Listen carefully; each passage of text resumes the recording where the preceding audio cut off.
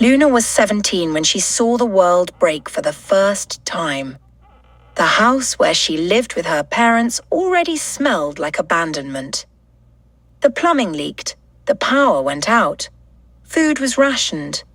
But that wasn't the worst part. The worst part was the silence between her parents. The anger in her mother's eyes, the guilt hiding in her father's. Luna had been sewing clothes in a sweatshop since she was 14. She earned little, but it was enough to keep rice on the plate. She dreamed of being a designer. She had talent. She created dresses with bold cuts, but had nowhere to wear them and no one to see. Her father, once respected in the neighborhood, drowned in debt to loan sharks. Gambling, drinks, broken promises. He came home with a bruised face and lowered eyes. "We lost everything, Luna." She stood still, waiting for the but. "But there's a way." He didn't look her in the eye. "Ottavio wants to meet you." She laughed. That was always her first reaction, laughter. But it died quickly. "You're selling me." "It's not like that. It's an agreement. He can give you a better life." Luna stood up like she'd been slapped. Her mother was crying silently in the corner of the room. "And you're letting this happen?" Her mother just turned her face away. Too old to fight, and too tired to protect. In the days that followed, Luna tried everything. She ran away once, taking a bus to the next town. Slept at a bus station, hungry and scared. She was found by Ottavio's men the next day. Another time, she tried hiding at a friend's house. The girl's mother sent her away, said she didn't want trouble. In the end, she came back. She always came back. When the wedding dress arrived, she didn't cry. She just stared at the mirror, frozen. The seamstress pinned the fabric and said she looked beautiful. But Luna only saw one thing, a white cage. On the wedding day, the heel was loose. The dress scratched her skin, her lipstick smudged with sweat. The ceremony was quick, fancy, empty. Some businessmen, a few onlookers. Her father in a borrowed suit. Her mother with dry eyes. Ottavio smiled. He touched her face like someone inspecting an expensive item. She closed her eyes.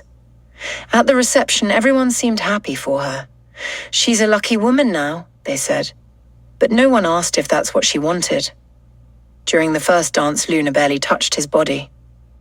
Ottavio laughed, gripping her waist tightly. "You're mine now, girl." She looked away. That night, in the golden bedroom, Luna stared at the ceiling and made a promise. "You won't break me." But she didn't know yet. That hell was only just beginning. The room was large, golden, stifling. It smelled of old perfume and aged wood. The windows were shut. The door locked. Luna stood in the middle of the plush carpet, unsure where to put her hands. Ottavio entered calmly, like a man who already knew every corner of that place and of her body. "You can sit," he said. She didn't answer. He poured 2 glasses of whiskey, held one out to her. Luna shook her head. "Things will be easier if you cooperate, girl." She swallowed hard. "I just want to sleep. And I just want what's already mine." The words came cold. No anger, no sweetness, just certainty. Luna stepped back. Ottavio stepped forward. "You think I paid all this to watch you cry in a corner?" She ran to the bathroom. "Lock the door." Cried for nearly half an hour. Outside, Ottavio laughed. "The door's thick, but the time is mine, Luna, all the time." She sat on the cold floor, hugging her knees, trying to think of a way out. A spell. A hole. A scream that worked. Nothing came. When she opened the door, it was already past midnight. Ottavio was lying in bed wearing silk pajamas. The glass was empty on the table. He was breathing heavily. Luna lay as far away as possible. Carl turned to the opposite side. shut her eyes tight. But before sleep came, she felt his hand on her waist. She froze. He pressed his body against hers, breathing too close. His hand sliding slowly, she tried to turn. He held her still. "Don't move!" She wanted to scream, but didn't. Because screaming changed nothing. Ottavio was old, but strong. He knew what he wanted. And that night, he took it. She didn't cry, just stared at the ceiling. Pretending she was somewhere else. Pretending she was someone else. When it was over, he let out a satisfied sigh. "Now you're really my wife." Luna didn't move. She felt her body as if it no longer belonged to her. Ottavio fell asleep quickly. He snored loudly. She got up slowly, went to the bathroom, washed her face, looked in the mirror. She didn't recognize the woman on the other side. She returned to the bedroom, sat at the edge of the bed, and stayed there for hours without moving, until she heard something, at a different sound. Ottavio coughed, choked. She turned. His eyes were wide open, hand clutching his chest, mouth trembling. He was trying to speak. No sound came out. Luna didn't move. She just watched, breathing slowly. Ottavio collapsed to the side. The thud of his heavy body hitting the mattress broke the silence. She approached, touched his face. Cold. The old man was dead. For a second, she thought it was a trick, that he'd open his eyes and smile cruelly. But no, it was real. Ottavio was dead. On the same night he had taken her by force. Luna stepped back, sat on the floor. Her mind was blank. Her body ached. But there was something new, strange, quiet. Was it freedom? Was it guilt? Was it relief? She didn't know. She closed her eyes and fell asleep right there, on the floor, next to the body of the man who had bought her life. When Luna woke up, the room was still dark.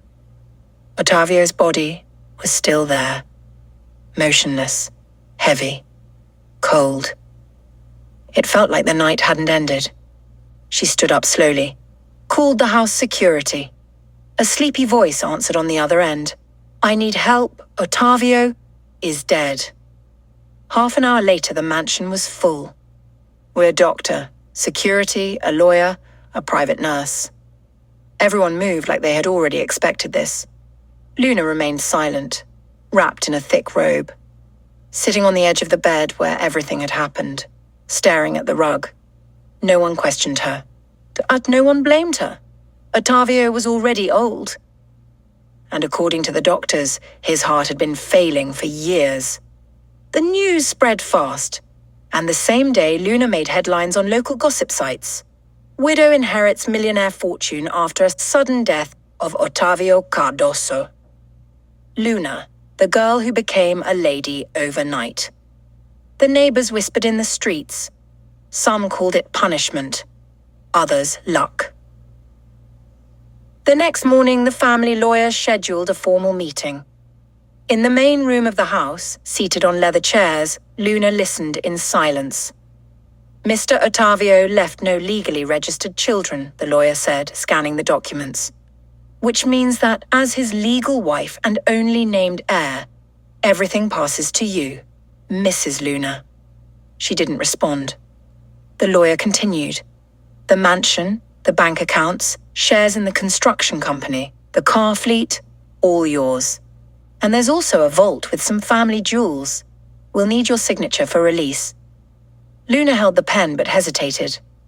He had a son, didn't he? The lawyer looked up. Yes, Raphael, but he was never officially acknowledged. And he disappeared years ago. No one knows where he is. She signed. The pen felt like it weighed a ton. In the days that followed, Luna didn't leave the mansion. She didn't use the cars or the expensive dresses in the closet or the pool that mirrored the entire sky. She walked through the house like one walks through a graveyard. She ate little, slept even less. But for the first time, she had peace. No one knocked on the door. No one gave her orders. There were no hands on her waist, no demanding eyes, no false promises. The woman who had been sold was now the woman in charge. But freedom, though sweet, was also frightening. The silence was heavy. One afternoon, sitting in the back garden, barefoot on the damp grass, Luna closed her eyes and thought, what if it was punishment? What if it was deliverance? She didn't know. She only knew that for the first time in her life, she owed nothing to anyone. But fate doesn't forget so easily. That same night, the intercom rang. It was the electronic gate speaker with an urgent voice. Mrs. Luna, there's a man at the gate, says he's Mr. Ottavio's son. He wants to speak with you. She stayed silent for a few seconds. What's his name? Raphael. Luna closed her eyes. The past had just knocked on her door, and it looked like it came to collect what it believed was its own. Luna walked down the stairs slowly, wearing an oversized shirt, her hair tied in a loose bun. Barefoot, heart tight. The front door was slightly open. Outside, the wind blew dry. And there, standing on the stone porch, was him. Raphael. Tall, dark, unshaven, with a gaze that blended anger and contempt. Dressed in black. He looked like he had just come from a funeral or a war. Luna said nothing. She just watched him. Raphael was the first to break the silence. So it was you.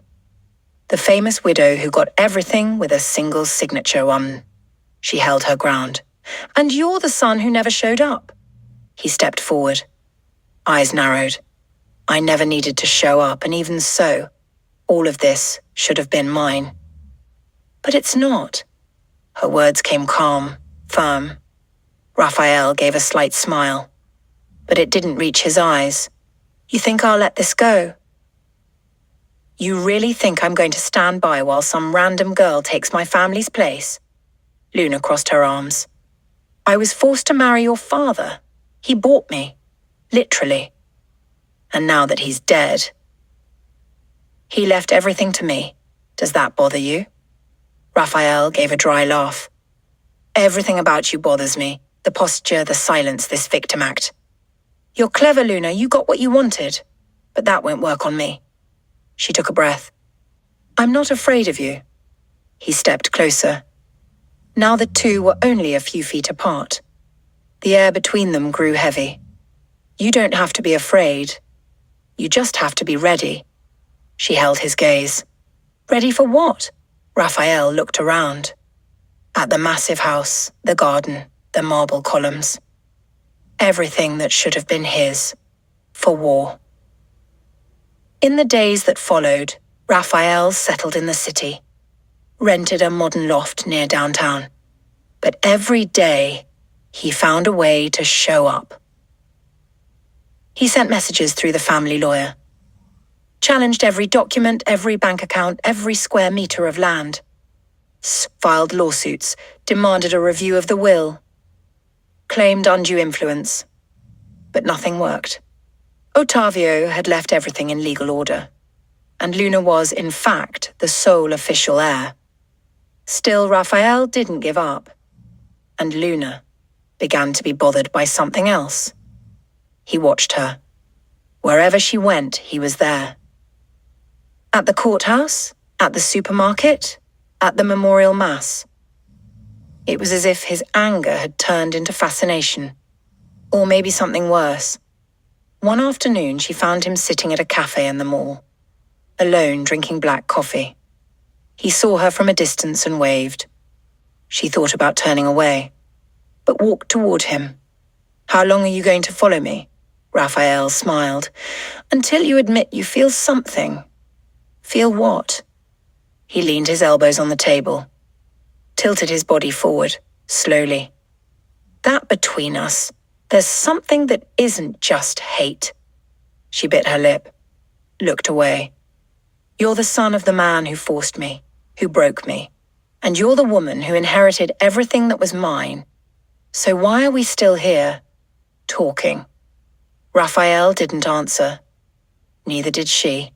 The silence said more. And his eyes, for the first time, seemed to confess. What had been war could turn into something else. Luna locked the mansion door, took a deep breath. Since Raphael showed up, everything inside her had been out of place. It wasn't fear. It was something else. Something that burned slowly. In her chest, on her skin, she hated him. Yes, but she couldn't ignore him. Every look from him cut through her, and every word carried double meaning. And the tension was everywhere. The following week, he stopped provoking her in public. Stopped showing up at court, stopped sending summons. He went silent, but the silence was louder than war. Then on a Friday night, Luna was sitting at the old piano in the living room when she heard the gate.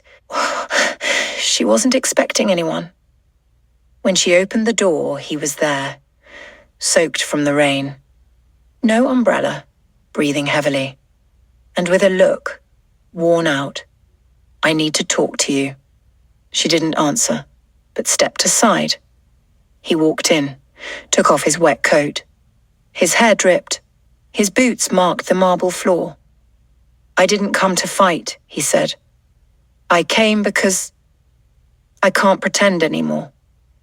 She crossed her arms. Pretend what? Raphael stepped closer. Slowly, like someone trespassing sacred ground. That I hate you. That all I want is to take this from you. When in truth, all I've ever wanted is to understand you. She looked away, May, swallowed hard. You don't know me. Then let me. Luna shook her head. We hate each other. You blame me for everything. And yet, you let me in. You listen to me.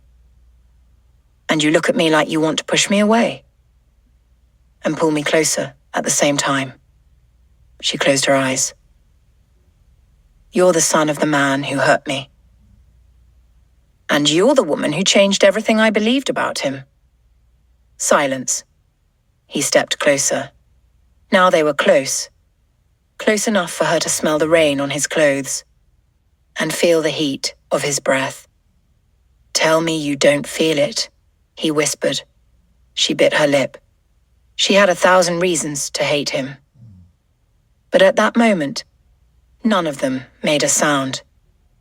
He leaned in closer, his face just inches from hers. If you want me to leave, I will. She hesitated, but said nothing. And then he kissed her, slowly, with anger, with desire, with guilt, with everything mixed together. She resisted for 3 seconds. Then she gave in. That kiss felt wrong, but it silenced the entire world. When they pulled apart, her eyes were full of tears. His full of something she couldn't name. Raphael looked at her like a man who had just committed a crime. Or found redemption. This never happened, she whispered. He nodded. Never. But they both knew. And it was only the beginning. After the kiss, nothing more was said. Raphael left that same night. No questions, no promises. But the air between them had changed. Luna would wake up and the thought would come. His hand on her waist, his breath on her skin, the guilt burning alongside the desire. She hated herself for it, but she waited for the sound of the intercom. Waited for him to come back. And he did. 2 nights later after dark. Same time, it was same light rain. This time she opened the door before he rang the bell. They didn't speak. They looked at each other and kissed again. In the kitchen against the wall.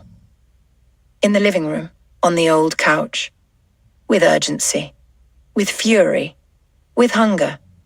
Raphael held her like he wanted to tear everything she was apart. And Luna let herself go like someone tired of resisting. That night she didn't sleep alone, and for the first time she slept with her eyes closed, without fear. By day everything remained the same, each in their own world. But at night he came. He entered through the back.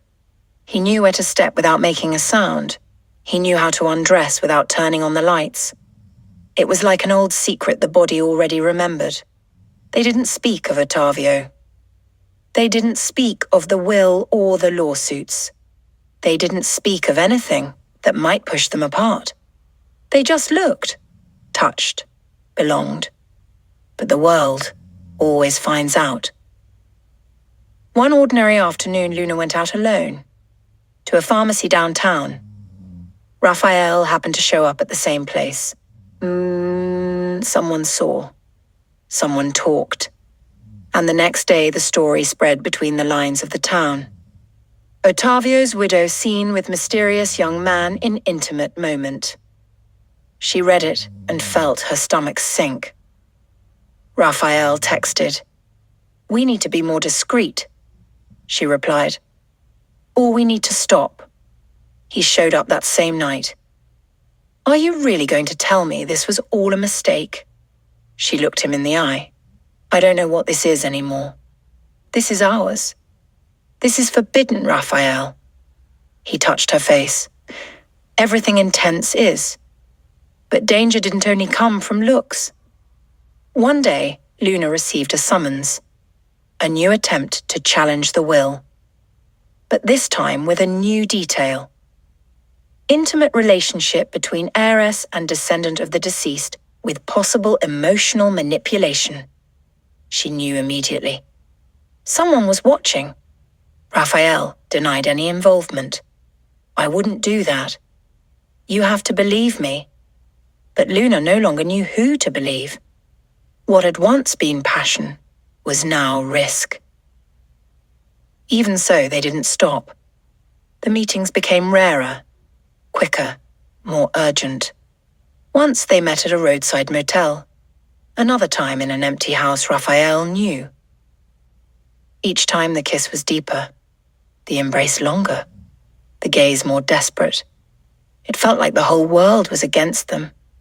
But there in the dark when he touched her, nothing else mattered. Not the past, not the name, not the blood. Only the now, only the heat, the mouth, the skin. But the now doesn't last forever. And the next knock at the door wouldn't be his. The knock came hard. 3 times. Dry. Urgent. Luna walked down the stairs slowly, heart tight, a sinking feeling in her chest. When she opened the door, she saw a man in a grey suit, dark sunglasses, stern expression. Behind him, a woman with a tight bun and beige blazer, folders tucked under her arm. "Good afternoon, Mrs. Luna. We're here on behalf of the Cardoso family." She didn't respond, just stepped aside. The two of them entered like they already knew the house. Raphael is blood of Mr. Ottavio, and even if he was never officially acknowledged, the family demands this scandal be ended immediately, the woman said bluntly. "Scandal?" Luna frowned. "You know what we're talking about," the man added. "Photographs, public meetings, appearances on private property. There are witnesses, there are recordings." Luna held her composure. "Is this a threat?" "It's a warning," the woman replied. "If this involvement continues, you risk losing everything, the inheritance, your reputation, and the peace you have now." Luna stood, looked them both in the eyes. "You came to defend the name of a man who bought a teenage girl." Silence. Ottavio was rotten, and you knew it. And Raphael is not him. The woman took a breath. "You're being manipulated. Everyone can see it." The man placed an envelope on the table. "Read it carefully.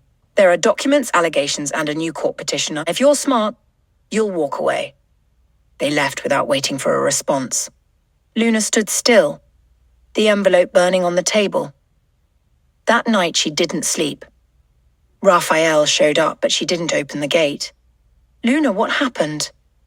She spoke through the intercom. "Your family was here." "They what?" "They came to threaten me, to hand me papers, to treat me like garbage." Raphael was silent for a few seconds. "Let me come up, let's talk." "Not tonight." "Luna, please." Silence. Then the sound of his car driving away. In the days that followed, Luna realized she was being watched. Security guards she'd never seen before started appearing on street corners. Strange people lingered near the gate.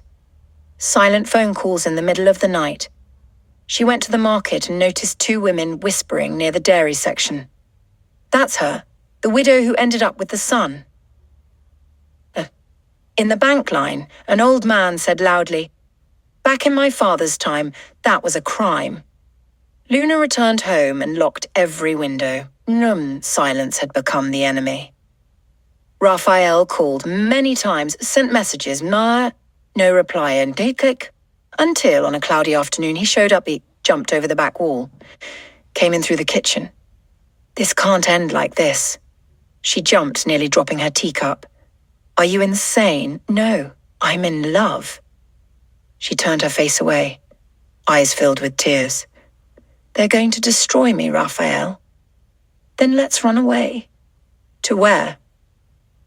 "Anywhere. The name Cardoso doesn't exist. Where I'm not Ottavio's son. Where you're not the rich widow." Luna laughed bitterly. "You really think we can escape all of this?" He stepped closer, took her hands. "I can't keep pretending I can live without you." She looked into his eyes. "And if it's wrong? Then let it be our mistake. But together." Silence. The kind of silence that comes before a decision. That night, Luna packed a small bag. Simple clothes, but a few documents. No jewelry. Raphael waited in the car. But before leaving, she stopped at the door. Looked at the mansion one last time. The house that had been a prison. Then a palace. Now, just ruins. She got in the car, said nothing, and they left. No clear destination. No map. No forgiveness. But with the certainty that, for now, they were escaping the world that tried to tear them apart. They left without telling anyone. No plan.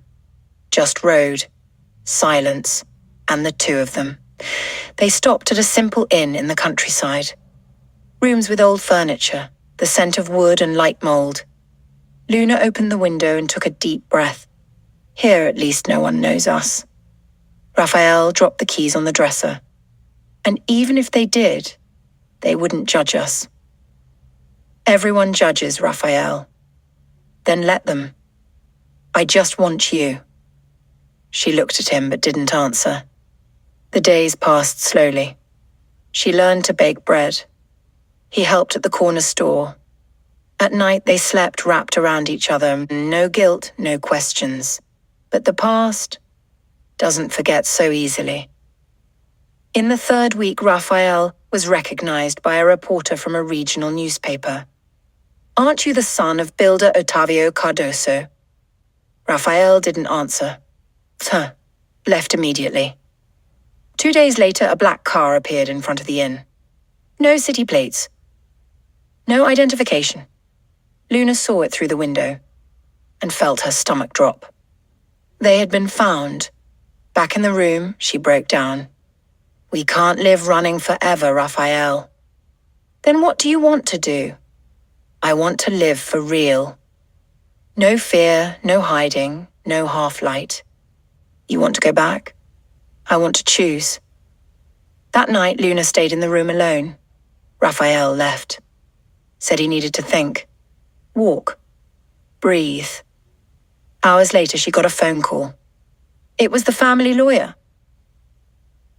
"Luna, things have changed. We have documents proving that part of Ottavio's will was signed under undue influence. There's a risk of annulment. But there's an offer. She closed her eyes. Go on. The family is willing to return a portion of the fortune, a substantial amount, but with one condition. What is it? You must cut ties with the Cardozo name. Disappear. And never see Raphael again. Silence. And if I refuse, then you go to war. Raphael came back late. Luna was sitting on the bed, eyes lost on the ceiling. They called, she said. I figured. They want me to erase you from my life in exchange for peace. Raphael sat beside her. What are you going to do? She looked at him. That face she had learned to hate, then to desire, then to love. Without understanding, I'm going to think. He nodded. But his eyes were wounded. The next morning, Luna left before sunrise. She walked to an empty square, sat on a bench, looked up at the cloudy sky, and asked herself, how many times have I been someone's choice? The answer came harsh. Never. Not when she was born, not when she was sold, not when she inherited a fortune that became a cage. And now, for the first time she could choose. She could vanish with the money. She could return to the mansion and face everything. She could run away alone. She could love Raphael, or erase it all. But she didn't want to run anymore, or live in fear, or depend on anyone. She wanted to be hers. That afternoon, Luna returned to the inn. Raphael was waiting, bags packed. Are you going back? She shook her head. I'm going to live. With me? She smiled. Sad. Beautiful. Maybe. But not as an escape.